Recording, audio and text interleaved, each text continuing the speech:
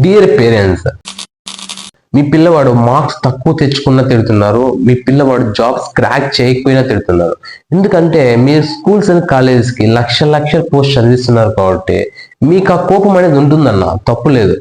But ఆ కాలేజీలో education ఎలా ఉంది, ఆ కాలేజీలో కీ స్కిల్స్ని డెవలప్ చేస్తున్నారు లేదా, ఆ కాలేజ్ హాస్టల్ ఫుడ్ ఎలా ఉంది, ఆ కాలేజ్ అయిపోయిన తర్వాత మా వాడు జాబ్స్ని క్రాక్ చేయగలుగుతాడా లేదా అని ఆ కాలేజ్ ప్రిన్సిపల్ని కానీ, ఆ కాలేజ్ టీచర్ని కానీ, ఆ కాలేజ్ చదువుతున్న స్టూడెంట్ని కానీ, ఆ కాలేజ్ గ్రాడ్యుయేషన్ కంప్లీట్ చేసుకున్న స్టూడెంట్స్ని కానీ ఒక్కోసారైనా అడిగి కనుక్కున్నారన్నా? లేదు. అలా ట్రూగా మాట్లాడుకుందాం. మీ పిల్లవాడికి లక్షల పోస్ట్ చదివించేది చాలు, మీ రిలేటివ్స్ దగ్గర మీరు ప్రౌడ్గా చెప్పుకునేది చాలు. అన్న మీరు నా మీద కోప్పడినా పర్లేదు, నేను ఉన్నదే మీకు చెప్తున్నాను అంతే.